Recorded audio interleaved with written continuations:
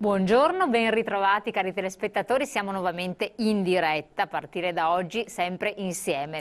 Abbiamo mandato in onda alcune repliche nel periodo delle festività natalizie fino alla Befana. Riprendiamo con i temi di attualità, riprendiamo quindi con i nostri ospiti in studio. Ben arrivato a Michele Lacchin, vice direttore Confesercenti Venezia, grazie di essere qui con noi. Grazie a voi. E siamo sul titolo, siamo sul pezzo, sulla notizia, insomma, perché si parla di liberalizzazioni, un provvedimento che spaventa moltissime categorie, perché naturalmente i diretti coinvolti a volte prendono un po' paura.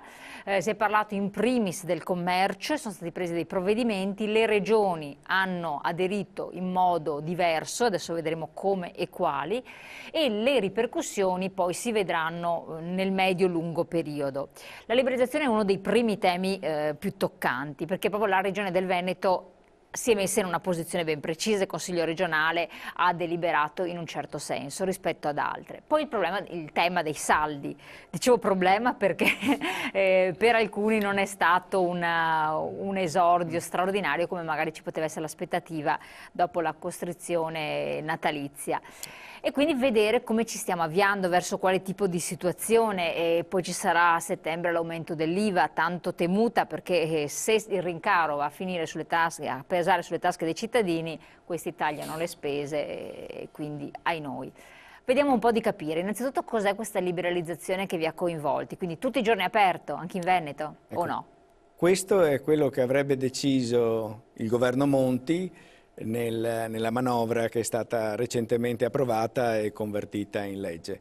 Nell'ambito di questa manovra è prevista la completa liberalizzazione degli orari senza alcun limite, sia per quanto riguarda il commercio al dettaglio, sia per quanto riguarda i pubblici esercizi. Quindi spieghiamo bene, se un bar vuole tenere aperto da mezzanotte alle 6 di mattina o dalle 9 alle 10 può farlo tranquillamente, idem i negozi. È questo? Questo se la regione del Veneto e altre regioni italiane avessero accettato il provvedimento di carattere nazionale fatto dal nostro nuovo governo. Ma... In realtà la regione del Veneto in primis, ma successivamente anche altre regioni come il Piemonte e la Lombardia, hanno deciso di impugnare questo provvedimento di liberalizzazione degli orari e di adottare dei provvedimenti di regolamentazione degli orari. Questo perché le regioni sostengono che dal punto di vista costituzionale la materia del commercio sia di competenza esclusiva delle regioni. Il contenzioso nasce dal fatto che il governo agisce con la propria competenza, che è in materia di concorrenza, ma agisce su una materia di competenza esclusiva delle regioni, o quantomeno che le regioni ritengono sia di loro competenza esclusiva, che è quella del commercio. Commercio in modo particolare. In modo particolare, certo. In quest'ottica la Regione del Veneto ha fatto una sua norma, quindi che contrasta con quella del governo, che fissa gli orari di apertura dalle 7 alle 22, questo per quanto riguarda le attività di commercio al dettaglio, e le festività in deroga, cioè quelle festività in cui si potrà procedere all'apertura, in un numero di 16 più le 4 tradizionali del mese di dicembre. Quindi che cosa cambia totale rispetto a prima? Cambia che viene ampliata un po' la possibilità di apertura, perché prima esisteva un limite di 12 ore, quindi adesso 7:22 sono un po' di più, e cambia il fatto che le domeniche, le festività di deroga, che inizialmente nella legge passata erano 8, diventano 16. Quindi un po' oneroso, insomma, per chi è sicuramente oneroso per chi lavora nel commercio, sia per quanto riguarda ovviamente gli imprenditori, soprattutto le piccole attività che non hanno la possibilità, devono lavorare in proprio, hanno il loro lavoro e che quindi devono rinunciare a dei periodi di riposo, ma anche per tutti quei lavoratori, operatori del commercio, quindi che lavorano ad esempio come lavoratori subordinati nella grande distribuzione, che devono fare i conti con una riduzione del loro tempo libero, soprattutto per i lavoratori donne. Questo costituisce un problema perché dovranno conciliare in maniera molto più difficile il periodo di lavoro con il tempo da dedicare alla famiglia. la domenica non ci sono asili nido aperti. Assolutamente. Ecco, siccome questi provvedimenti sono stati presi alla luce di un rilancio dell'economia, no? Perché se diamo la mazzata delle tasse, stendiamole al suolo, adesso cerchiamo di rilanciare, si parte con le liberalizzazioni. Secondo voi, le prime attuate, quindi appunto questa apertura nel settore del commercio, può costituire un fattore di far girare almeno il settore economico-commerciale oppure no? Guarda, io le dico subito, il settore del commercio è già stato liberalizzato è l'unico settore in cui si continua a liberalizzare, forse perché è più facile liberalizzare.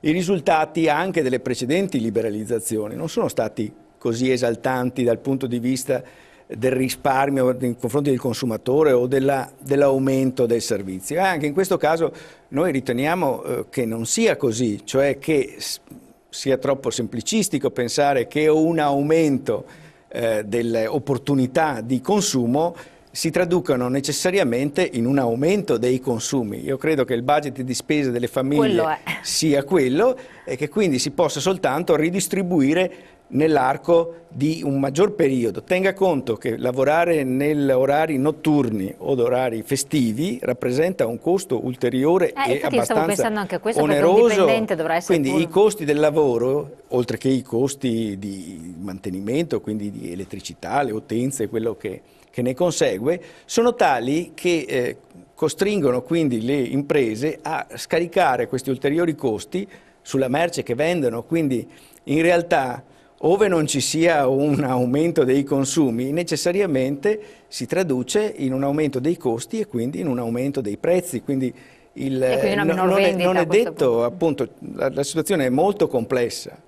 Chiaramente si potrebbe, come noi temiamo, tradurre in un vantaggio per la grande distribuzione che ha delle economie di scala e delle grandezze per cui può far fronte a queste nuove necessità, e in un svantaggio, quindi in un spostamento dei consumi dal piccolo commercio che non ce la può fare alla grande distribuzione che invece può sicuramente reggere la richiesta di un'offerta più ampia. Infatti si parla di 80.000 esercizi commerciali che rischierebbero la chiusura nei prossimi 3 anni a livello nazionale. Sì, allora io rifuggo sempre da questi numeri che hanno un po' una scientificità del tutto relativa, nessuno ha la palla di vetro per poter immaginare che cosa accade.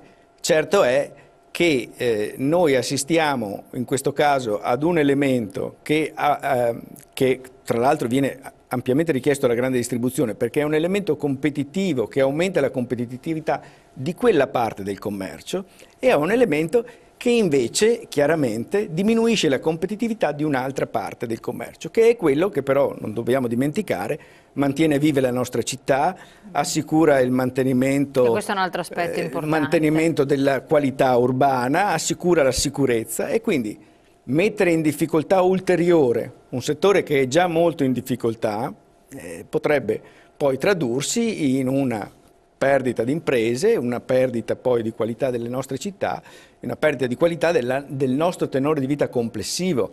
Pensiamo soprattutto agli anziani che non hanno quella capacità di mobilità che può metterli in condizioni di usufruire delle offerte della grande distribuzione. Hanno bisogno di avere il negozio sotto casa, il quale deve però poter avere la possibilità di sopravvivere. In questo caso verrebbe messo in difficoltà.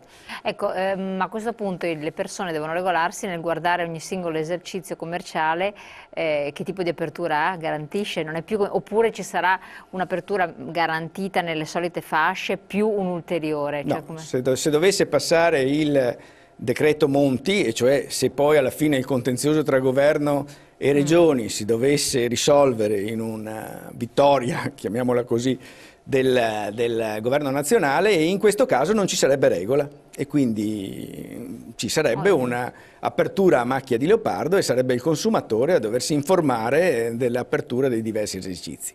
Diversamente è se, come noi riteniamo e come la Regione del Veneto ha ritenuto, si debba comunque avere una regola che tenga conto delle esigenze dei consumatori, delle abitudini e dei tempi della nostra vita e che tenga anche conto delle caratteristiche territoriali, per cui ad esempio, lei citava prima il caso dei pubblici esercizi, noi studi della televisione sono a Padova, lei sa che a Padova l'apertura serale di tanti pubblici esercizi è in contrasta con il diritto al riposo e alla quiete di molti cittadini che abitano nelle vicinanze di questi esercizi. Dire che non può esistere una regola e per cui le aperture sono indiscriminate chiaramente contrasta con quelli che sono gli interessi di una parte della collettività. Per cui il dire che la libertà, a me insegnavano, quando c'era educazione civica, si insegnava educazione civica nelle scuole, mi insegnavano che la libertà finisce quando comincia la libertà degli altri e i diritti degli altri. Quindi la libertà senza regole non esiste. Esiste una libertà che quando incontra i diritti delle altre persone o le necessità delle altre persone si deve necessariamente fermare. Assolutamente. Allora, noi ci fermiamo un attimo, tra l'altro, andiamo in pubblicità. Io vi invito, se volete intervenire, dare la vostra opinione, approfittatene, siamo in diretta, potete telefonare o mandare i vostri messaggi, tra poco. Allora, ritorniamo ai nostri consumi, riteniamo un po' l'attività commerciale, parliamo delle città d'arte. C'era stata una differenza tra le città d'arte, molti avevano cercato di entrare in questo ambito, cosa si configura adesso? Beh, la norma rimane esattamente la stessa. La Regione del Veneto ha confermato che nell'ambito delle città d'arte e delle città a prevalente economia turistica la deroga che riguarda sia gli orari che le festività, quindi l'obbligo di chiusura festiva, non c'è, viene superato dal fatto che esiste un'utenza che si concentra invece proprio in occasione delle festività.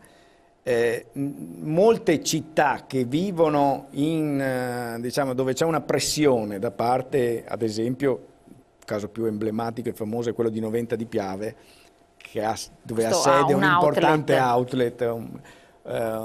Ecco, cercavano di bypassare la norma che li obbligava ad aprire soltanto per 8 festività, cercando di ottenere riconoscimento di città d'arte.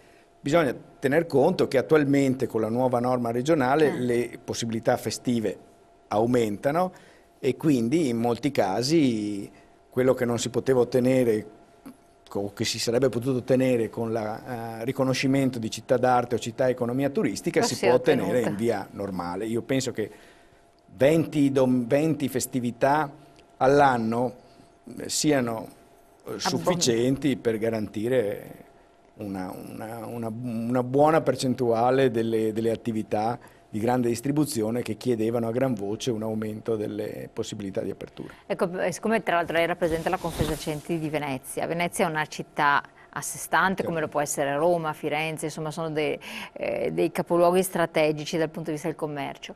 Che tipo di problematica si presenta per la città e per l'Interland anche? Guardi, il problema di queste grandi città d'arte, quindi i grandi capoluoghi, le grandi città d'arte che fanno parte del Grand Tour dei turisti del mondo, quindi sono le mete privilegiate di questo tipo di turisti, sono estremamente diverse.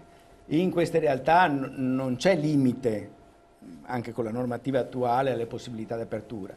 Il problema è che in queste città la pressione del turismo che consuma queste città in maniera molto rapida e molto veloce, dove i tempi di permanenza sono al di sotto delle 2 giornate, quindi i tempi di percorrenza sono molto brevi, vince il consumo mordi e fuggi, cioè il consumatore è un consumatore di passaggio, distratto, che non è in grado di apprezzare la qualità, costretto a visitare questi luoghi e lungo itinerari ben precisi, e quindi in realtà è il problema di gestione, quindi il commercio subisce. Ma siamo sicuri che non apprezzi la qualità o è nascondersi dietro una situazione di comodo? Perché il ricordo poi di una Venezia che, a parte i monumenti, a parte la città, non lasci qualità, è un ricordo che non è piacevole. Sì, perché non ce l'hai la qualità, purtroppo la qualità non paga, nel senso che tra un esercizio di grande qualità, ma che magari non occupa una posizione strategica all'interno degli itinerari turistici, e un esercizio che vende ad alto prezzo un prodotto scadente, vincerà dal punto di vista degli incassi serali, vincerà l'esercizio che sta nel grande flusso, sfrutta il grande flusso per un turista che sarà scontento ma non deve tornare, perché sarà sostituito da un altro turista che è interessato a venire su quel posto. È, ahimè, una visione estremamente miope, che distrugge il prodotto stesso che fa parte, che è il reddito principale di queste attività. Però purtroppo è una legge che vale anche per la moneta falsa. La moneta cattiva scaccia la buona. Quando uno trova una moneta buona la mette in tasca e cerca di smerciare la moneta falsa. Quindi le monete che girano saranno sempre quelle false. Questo è quello che succede anche nell'ambito delle città d'arte, dove un cattivo modo di fare commercio, un cattivo modo di sfruttare la città, un cattivo modo di essere riconoscenti con il grande privilegio di poter stare in un ambiente estremamente competitivo, viene mal sfruttato, ma le persone che hanno sete a un certo punto sono disponibili a comprare anche una bottiglia d'acqua minerale ad alto prezzo, 5, 6, 7 volte quello che costerebbe normalmente, creando nelle tasche di quel commerciante un guadagno 5, 6, 7 volte superiore. È tristissimo questo fatto, assolutamente sì. tristissimo. Il problema sta a monte probabilmente, cioè nella maniera con cui, utilizzando delle leve per cambiare le modalità con cui il turista usa le città d'arte, si può in qualche modo automaticamente, cambiando la domanda, e in qualche modo mutare anche gli atteggiamenti dell'offerta. Un turista più consapevole, un turista che ha un po' più tempo, un turista che è capace di vedere anche oltre l'itinerario quello che... Ma infatti c'è anche un ritorno, perché il discorso da dire mordi e fuggi, in realtà non è detto, sì può esserci che il giapponese non torni più perché è anche distante, ma ci sono tanti turisti che invece magari Venezia, per fare l'esempio di Venezia ci tornerebbero, a Roma ci tornerebbero, ma magari non ci torni perché sei stato turlupinato in modo indegno. Che hanno fatto la fortuna di queste città, cioè queste grandi città d'arte vivono sul fatto che esisteva un turista che ha creato una letteratura, una cultura, un'immagine di queste città nel mondo. Ora questo turista viene letteralmente schiacciato e scacciato dal turismo di massa. Lei deve pensare che nel momento in cui a Venezia, ma succede a Firenze, ma succede a Roma, succede in realtà anche molto piccole come San Gimignano, nel momento in cui affluiscono, parliamo di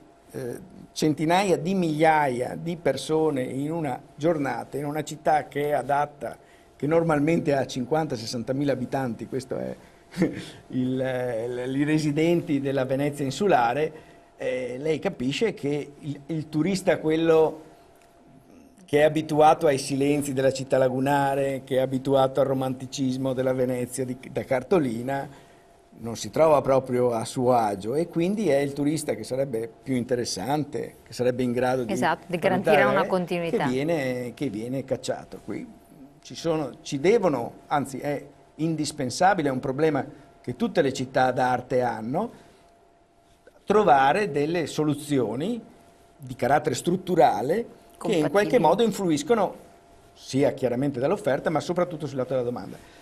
Lei vede, nel momento in cui anche i comuni cominciano a pensare allo sfruttamento di questa risorsa con l'introduzione della tassa di soggiorno, una delle cose principali che si può dire, al di là del fatto che la tassa di soggiorno c'è, i comuni hanno bisogno, però una parte di queste risorse che vengono prese, dovrebbero essere utilizzate per agire su questo specifico settore, cioè agire sul fatto di come possiamo mutare la città, i suoi accessi, i suoi mezzi di trasporto, in maniera tale da favorire l'avvicinarsi di un turista, non è uso il termine migliore per comprensione, tutti i turisti sono buoni e tutti hanno il diritto di venire a Venezia o a Firenze o a Roma e di vederla come credono e come possono.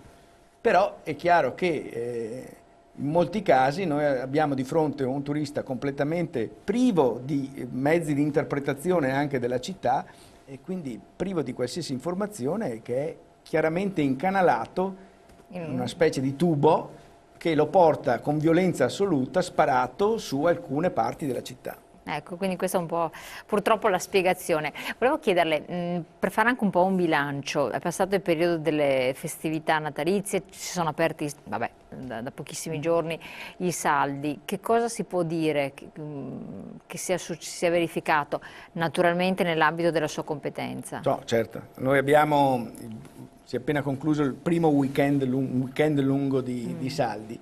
E noi abbiamo i primi riscontri su quello che sono l'andamento delle vendite. Devo dire che mediamente le vendite non sono andate bene, anche se non sono andate come probabilmente nel modo così terribilmente drammatico che alla vigilia qualcuno aveva pronosticato. E il problema è che in questo caso bisogna scontare che in molti casi le vendite a prezzo scontato sono state da molti negozi anticipate anche durante il periodo natalizio, soprattutto per non scontentare la clientela, la propria clientela più abituale. E peraltro bisogna anche riscontrare che l'andamento delle vendite non è omogeneo, cioè va male in alcuni settori, in alcune aree, per alcune attività va molto male, ma ci sono realtà, una di queste è l'outlet che abbiamo citato prima di Noventa di Piave, che registra aumenti di afflusso dell'ordine del 12%, questo è quello che ha denunciato, e soprattutto un aumento anche delle vendite medie, quindi parla di vendite pro capite superiori ai 200 euro, mentre invece noi sappiamo che mediamente queste quantità sono molto inferiori. È il segno che purtroppo viviamo in un periodo di grande confusione, dove è vero che c'è una grande difficoltà di consumi e una riduzione dei budget familiari, ma quello l'outlet specifico vende prodotti di alta gamma che per quanto scontati sono sempre molto cari. E che quindi un aumento di questo tipo di attività in realtà è un po' contraddittorio rispetto alla situazione in cui l'attenzione verso il risparmio dovrebbe essere particolarmente... Molto spesso non si punta al risparmio.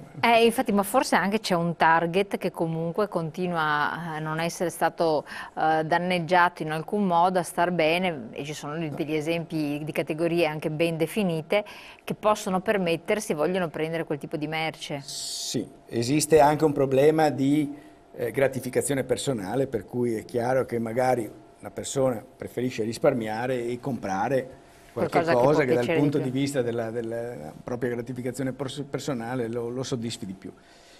Noi assistiamo da tempo in un cambiamento della configurazione dei consumi. In passato noi eravamo abituati a considerare i consumi come una piramide. Alla base c'erano i consumi di uso comune, di massa, e pian piano si saliva fino al vertice dove c'erano i consumi di alta gamma, il consumo di lusso. Attualmente questa piramide è diventata una clessidra.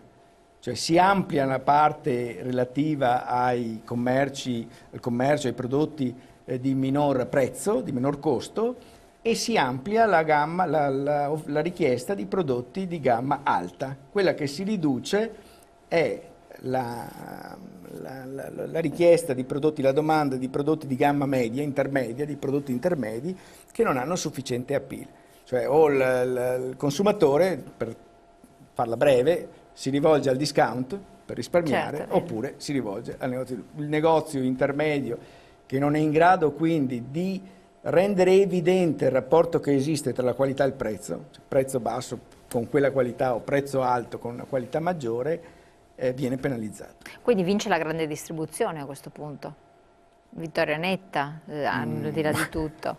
No, cioè nel senso che la grande distribuzione ha grandi vantaggi. Ha delle possibilità che senza dubbio, perché lo stesso prezzo, e questo ormai lo sanno, in parte segnalato dall'associazione dei consumatori, la scatola di cracker di quella marca nel piccolo negozio di quartiere ti costa comunque una cifra rilevante in più rispetto alla grande distribuzione. Questo sì, assolutamente sì, ma non è vero in termini assoluti.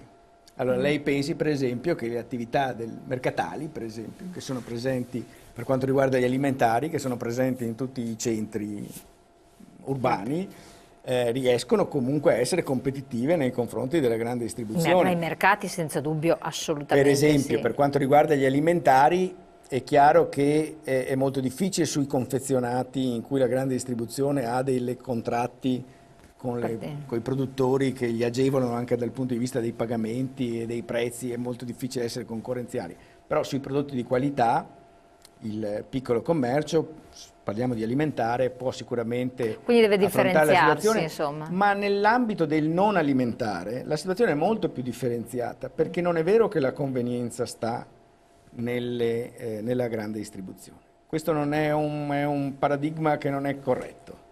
Ci possono trovare prezzi assolutamente concorrenziali e qualità assolutamente paragonabili anche nei centri della città. Il problema è che la capacità di attrazione della qui grande entriamo in un altro distribuzione è maggiore. Lei pensi che la grande distribuzione attira vendendo 140 negozi, sono 120, 140 Certo. negozi, queste sono le dimensioni delle più grandi strutture della grande distribuzione. Il centro urbano di qualsiasi città nostra ne ha il triplo come offerta. Molto spesso si tratta degli stessi marchi, delle sì, stesse replicati. qualità. Ecco, eppure la città non riesce a essere così attrattiva e competitiva rispetto a questa offerta. Il consumatore dovrebbe stare molto attento. Il fatto dell'outlet, che nasce normalmente come un factory outlet, quindi come un punto di vendita diretto, ecco, per esempio nasconde molti inganni. Ma parliamo anche di questo e vediamo dell'attrattività dei centri commerciali naturali rispetto a quelli artificiali, perché poi voi avete fatto anche uno studio a riguardo. Andiamo in pubblicità, poi ritorniamo ancora insieme. Allora, un altro tema caldo, quello della grande distribuzione e soprattutto, vabbè, lo sappiamo, nella regione Veneto in modo particolare, ma anche in altre realtà, insomma, si stanno facendo dei progetti per creare altri centri commerciali importanti. C'è stato il caso di Veneto City. C'è stato un provvedimento però che la regione ha preso, che ha visto voi molto soddisfatti, cioè? Almeno queste sono le notizie che sono siamo state molto percepite. soddisfatti, e c'è anche il provvedimento regionale molto importante, che è quello di aver bloccato per un anno tutte le nuove iniziative della grande distribuzione.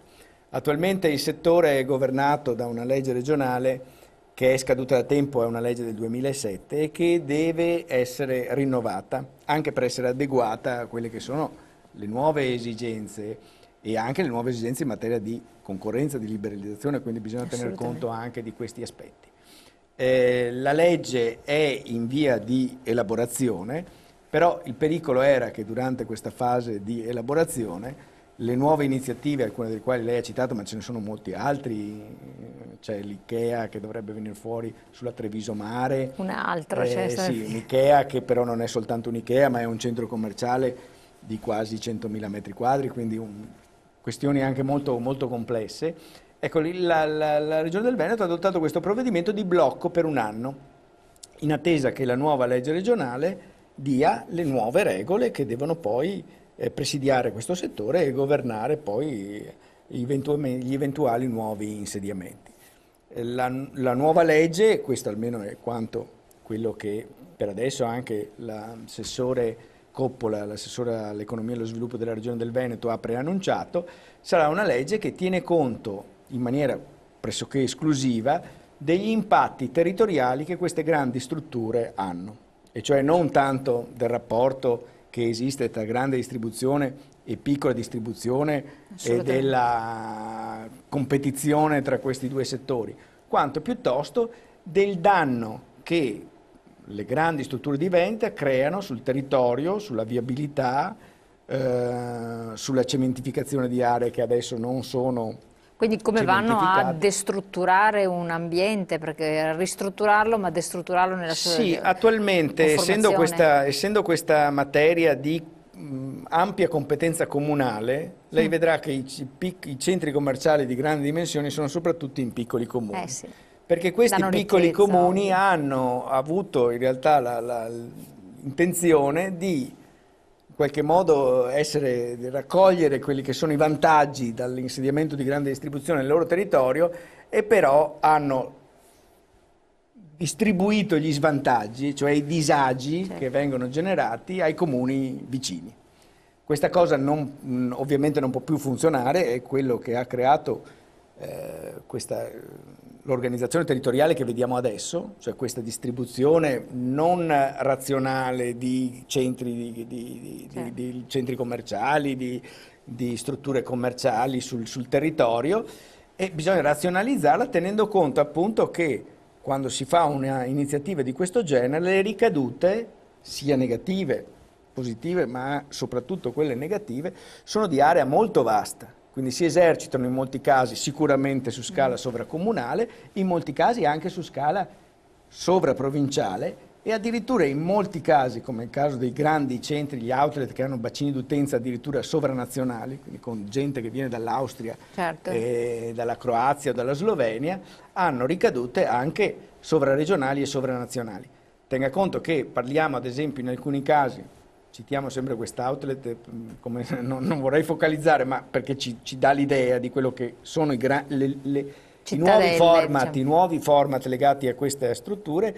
Noi parliamo di 3 milioni di visitatori anno, l'anno scorso ci sono state in un'ora e mezza una punta di 12.000 veicoli che sono affluiti all'outlet di Noventa di Piave, gettando, questo outlet è su un'autostrada che porta una grande direttrice di traffico, ecco, bloccando completamente un'arteria di traffico fondamentale che è nata non per servire quell'outlet, è nata per diminuire i costi delle merci, il trasporto delle merci e per favorire il trasferimento delle persone. Il Veneto City che lei cita nasce a cavallo di un'autostrada, ma dovrà sfruttare delle strade che sono dei comuni vicini, che sono strade di carattere comunale, si tratta di stradine su cui inciderà tutti i veicoli che dovrebbero arrivare a quell'insediamento, di stradine che attualmente non hanno neanche le 2 corsie, voglio dire. Certo, però dicono che per esempio potrebbe essere un'apertura all'Europa importante, cioè un centro di attrattività, portare il Veneto come polo attrattivo a livello europeo, un Veneto City per esempio. Questo in base delle valutazioni e considerazioni che hanno state fatte. Porta Veneto City a base europea. Cioè, esatto. Allora, quando nasce una di queste strutture, allora, è vero, è innegabile che alcune ricadute sul territorio ci siano. È innegabile che in molti casi quegli interventi garantiscono una qualità maggiore di un posto che ormai magari era qualitativamente distrutto perché passano autostrade, strade, eccetera. Però la qualità che si ricrea in quel posto diventa una qualità che si perde da un'altra parte. L'occupazione generata a quel posto crea disoccupazione da parte del commercio piccolo che deve chiudere e da parte del commercio autonomo. La qualità architettonica che si crea in quel posto è qualità architettonica che si perde dalle città, perché perdendo clienti. Allora il conto che bisogna fare è totale. In realtà queste sono cittadelle, cioè i turisti della Croazia, dell'Austria, della Slovenia che vengono all'outlet di Noventa o che andranno, o i consumatori che andranno al Veneto City o a Motor City a Verona o tutte le City che qualcuno si può inventare, sono consumatori che stanno lì, non è che girano, danneggiano nel loro passaggio, usano nel loro passaggio le infrastrutture che abbiamo pagato tutti, certo, ma i vantaggi principali li portano lì. Ora è chiaro che dal punto di vista del PIL, perché noi siamo abituati a ragionare in questi termini, anche il vantaggio di uno solo aumenta il PIL. Cioè, basta che uno di noi aumenti i propri redditi e dal punto di vista della statistica siamo aumentati tutti. Vantaggio. Quindi voglio dire, il Veneto, se aumenta le occasioni di lavoro e aumenta le occasioni, sicuramente, però dal punto di vista va messo nel conto anche quello che noi perdiamo, il fatto di dover utilizzare i vigili urbani per dirigere il traffico nei 3 giorni di saldi, perché una grande struttura entra nel bilancio lo pagano tutti, certo. e quello va messo nel conto, anche se dal punto di vista generale aumenta il PIL, perché anche in quel caso la maggiore spesa fa aumentare il PIL della regione. Infatti, tanto stanno arrivando anche dei messaggi. Volevo chiedere a questo proposito, ma allora quale può essere la chiave per rilanciare i vecchi centri? Perché a questo punto, se questi nuovi sono delle ottime attrattive, comunque hanno un indotto che abbiamo visto di che tipo sia, bisogna che in qualche modo ci sia un qualche cosa che rilancia i vecchi, sì. Altrimenti... Guardi, io sono convinto, ma non sono convinto soltanto io, nel senso che questo è un messaggio che viene anche dalla comunità europea, che lo sviluppo economico dei prossimi decenni passa attraverso le città, non passa attraverso dei luoghi che sono fuori dalle città, passa attraverso le città intese come motori di sviluppo. Quindi nessuno vuole tornare a un tempo antico in Quindi cui in una c'era il battuta, calesse. Perché siamo in chiusura, una battuta secondo Bisogna lei? investire nelle città, nelle attività che ci sono nelle città, grandi, quindi piccole, medie che siano, punto. Crederci, investire, perché nella città passa la modernità, è sempre stato così. E anche adesso, se ci crediamo, quindi cicli e ricicli, la modernità, lo sviluppo, l'innovazione passerà attraverso le città. E le città sono sempre state, hanno sempre raccolto questo loro ruolo, hanno sempre svolto questo loro ruolo, io sono convinto lo possono fare. E quindi la nuova sfida parte dalle città. E all'interno delle città il commercio è una delle funzioni più importanti ed essenziali. Perfetto, siamo giunti al termine. Grazie Michele Lachin di essere stato qui con noi, grazie naturalmente a Confesercenti Venezia di aver partecipato, a voi telespettatori naturalmente abbiamo mandato i vostri messaggi, noi ci rivediamo sempre in diretta naturalmente domani alle 12:40. Grazie e buon proseguimento.